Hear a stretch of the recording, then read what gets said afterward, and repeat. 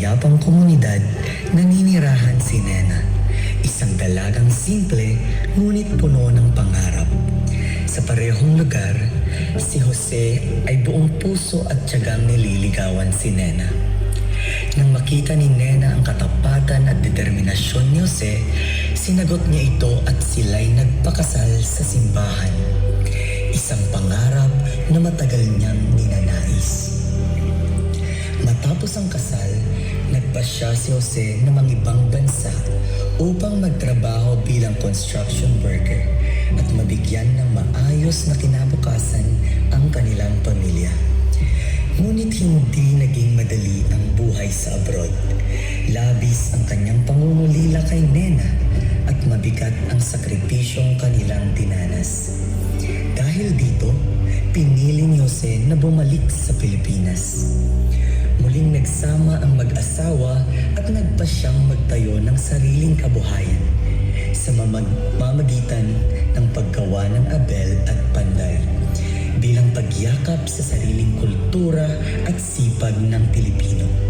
Sa kabila ng mga pagsubok, unti-unti nilang napalago ang kanilang negosyo sa tulong ng pagtsatsaga, pagkakaisa at pagmamahalan. Sa bandang huli, nagbunga ang lahat ng kanilang pinaghirapan. Naging matagumpay ang kanilang kabuhayan at hindi na kinailangang mangibang bansa ni Jose. Ngayon, tunghayan natin ang isang magandang sayaw na nagsasalaysay ng pag-ibig, pagkakaisa at tagumpay na hinubog ng sakripisyo. Ladies and gentlemen, contingent number 5.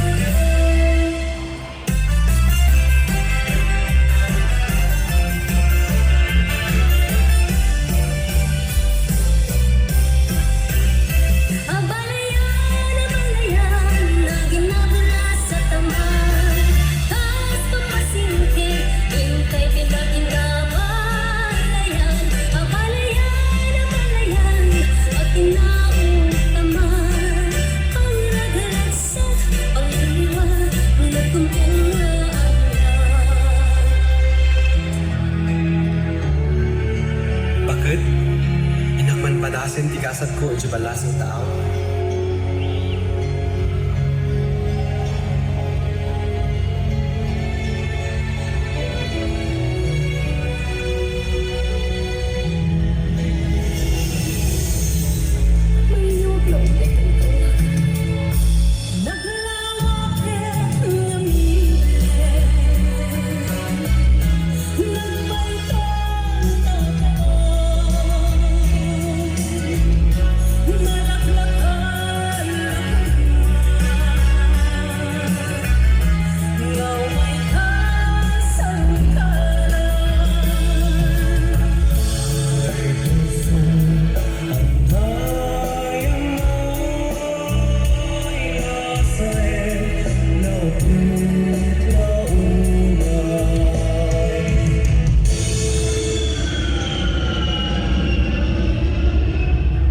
Welcome home, Lakay. Hanggang agsubsublin tag negosyo tala dituyen. Wen bakit? Han ka nga pulos nga panawanan. Wen lakay, ag negosyo ta ti produkto ti banggar nga Abel. Iraman ta pa yan ti panday. Tutay agabelan ka kadwa. Isagda na tayo ngarot, tay pagsugdan tayo. Kawayan na ng ato, pagpuyot tayo. Urasin dagiti kapasangay ana nga to. Bobo ko trumang ay kinaital ko.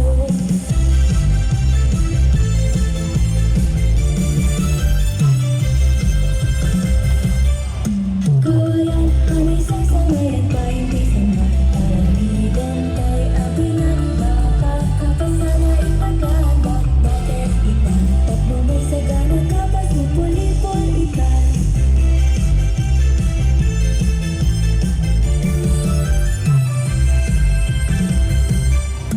Isagana kayo tayo kapitiran. Kapas nga nabat-bat intay ba ang pisan? Tumubin parikaw kapas ana indang yato. Agaring may pagpanagkeritan.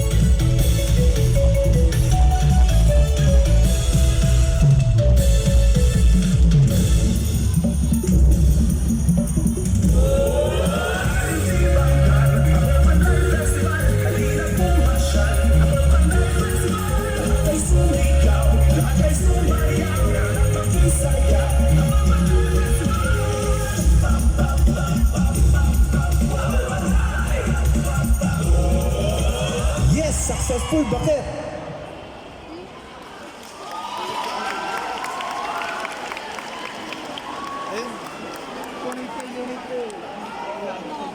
And that has been